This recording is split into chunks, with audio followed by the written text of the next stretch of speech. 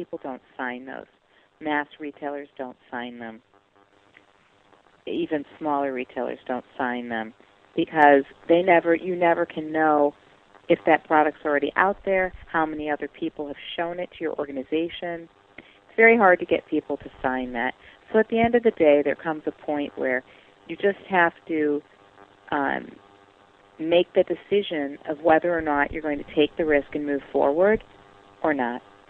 What I do, Lori, is I usually keep some kind of record of my activity with whoever it is I'm showing to.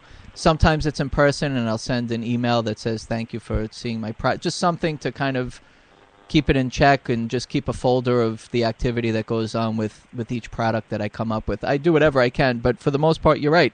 There's some things that are patentable and some things that aren't, and some things you take risks on. But as long as you make educated risks and you're working with people that are resourceful and have some kind of track record, then hopefully you can continue to keep moving forward with peace of mind. Yep. As you know, too, it's great to have a record, but it doesn't hold up in a court of law. And that's contracts do, but, sometimes you just need to move on and say that rely on yourself, that you're going to make it the biggest, the best, the greatest, and put your mind to it and do it. Absolutely.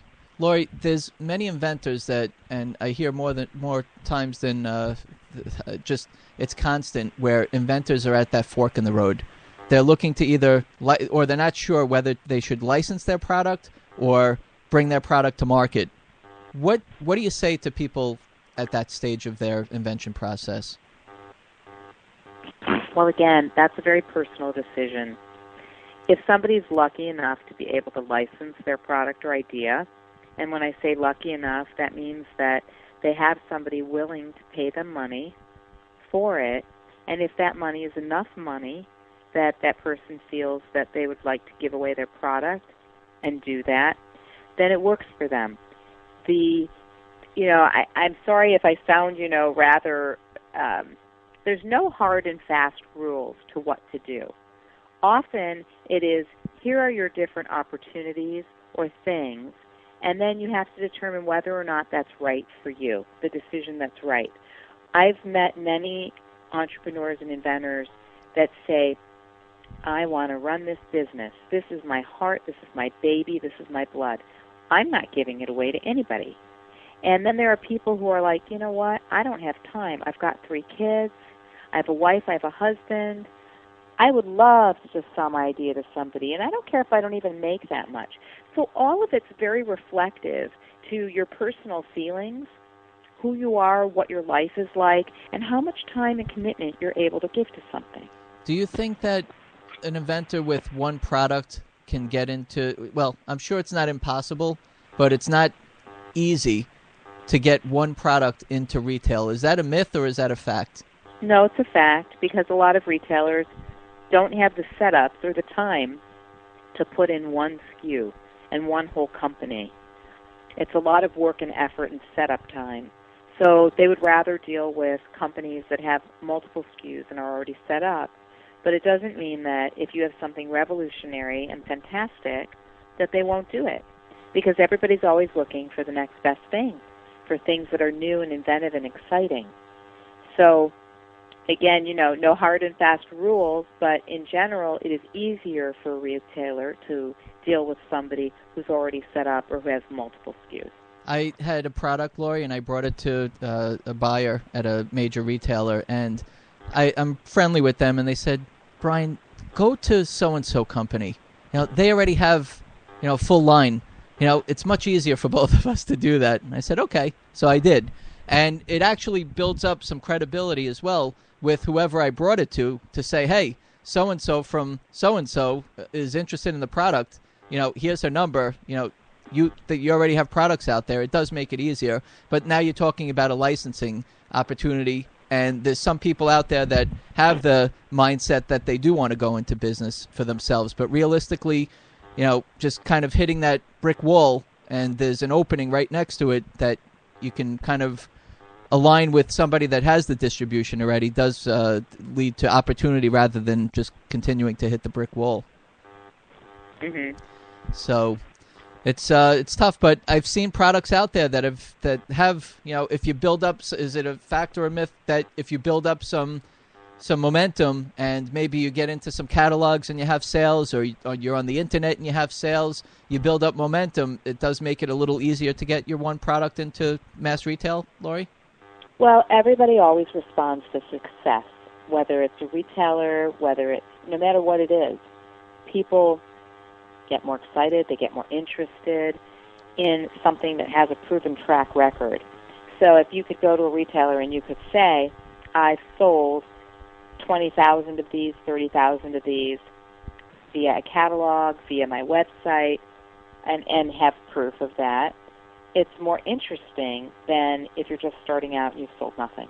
And that goes to say on the show, everybody's when somebody says, I have X amount of sales, and they say, well, keep going. You just started. I mean, when they give the low number, everybody's kind of like deflated. But when they have some good exposure and good numbers, everybody seems to kind of want to get into the opportunity to work with the company on Shark Tank, right? Exactly. It's true with anything in life. What all the products that you see, Lori, and we get to learn so much from you and watching your responses and your reactions to different things, opportunities that you see, whether they're businesses or products. What do you think makes up a TV product? Or when you see something, do you see it as, okay, this is specialty, very niche-y, a TV product, catalog, online? What goes through your mind when you see a product? Well, when I see a product, to try to taper that down, when I see a product, I first think, is it a product or not? And then, based on so many years of experience, I can instantly tell. I say, as is my app's name, the hero or zero. I can tell instantly, I think, if it's a hero or a zero. Not always right. I just have a strong track record. But I start to think about what kind of product is it, where would it sell, and I really think more about mass. I don't think as much about niche, because niche is harder. But that's what I start to think. I don't know that I boil it down. Is this catalog? Is this retail? Is this TV? Is this infomercial? I think, is this something I think is going to be a great product that people are going to need and want, and is it going to be a hit? And that's the thing. You look at it from a perspective from the consumer.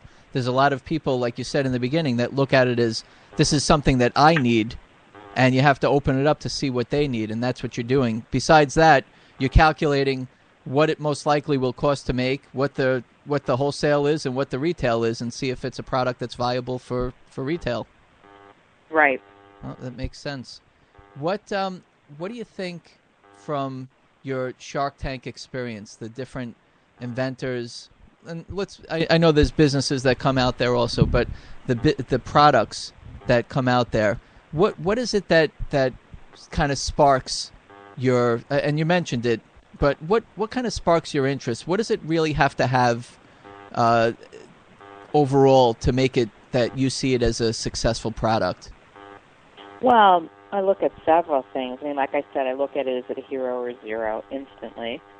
And if it's a hero, then I look at the person, and I look at their sales, and I look at their experience and the track record of the business or the product, and I think about that, and I take all of those pieces and I put them together to determine whether or not it's something I'm interested in. Okay. If it's a fantastic item but a really not fantastic person, or really not a fantastic person, I'm probably not going to be interested in going to business with them. Okay. It's interesting. And your 400 plus products that you have, Lori, what is it? Mostly household type of products, mass retail, combination of both? What is your interest, and what do you see as the big opportunities, whether it's now or what you've been working on and going forward?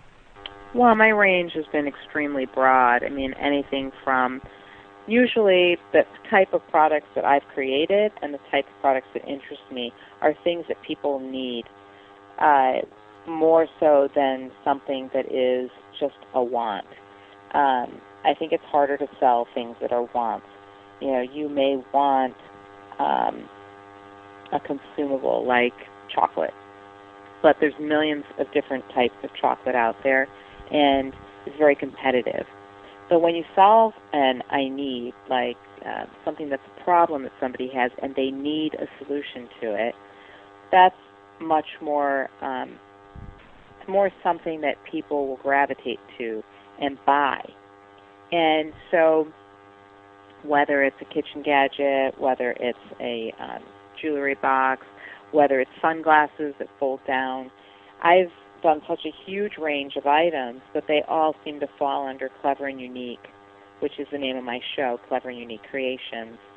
I seem to find that to be a good model to follow. Lori, you have a ton of fans.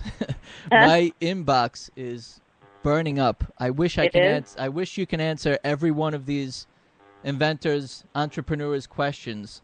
Why don't you give me a few? Okay, we have. Let's see.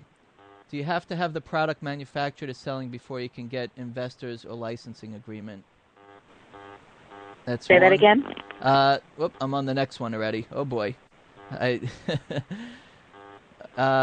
Do you have to have the product manufactured, well, I'll try to interpret this, and selling before you can get investors or a licensing agreement? So basically, do you need to have a prototype? Do you need to already have your product manufactured? Do you need to have some sort of short run already going and to test it before you can get a licensing? Not necessarily, no. I mean, you do need usually to have a prototype or people can't understand or see what your product is, if it's a product.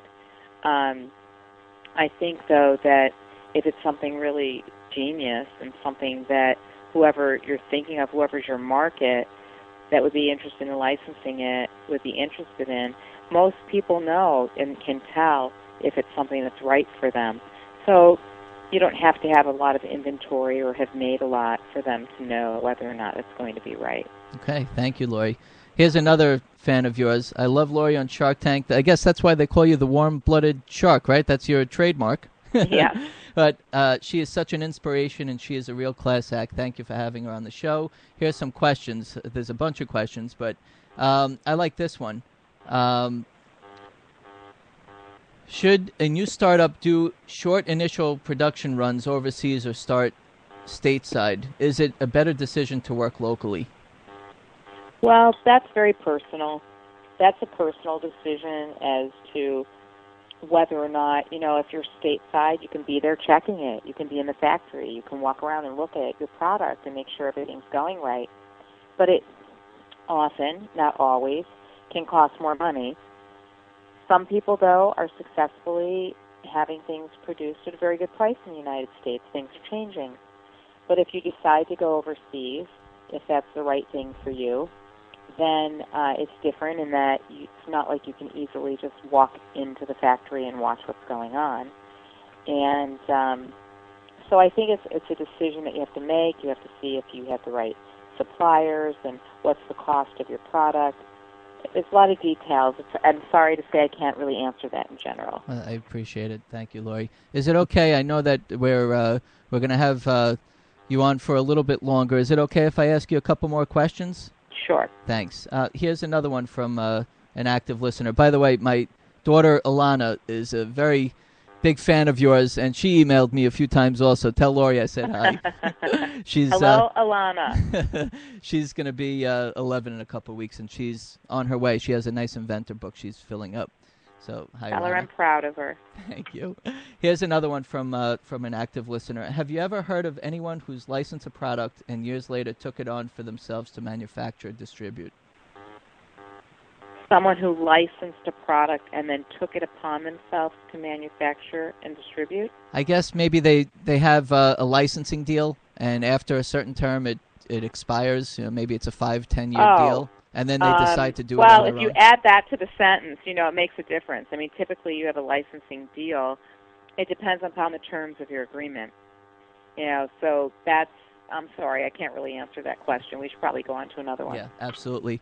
Lori, there's a bunch of emails that are coming in that are asking about you and about your website and about submitting their products on your website. So why don't we start off by saying or asking you, If they have ideas that they want to present to you, what do they need to do? Where do they need to go?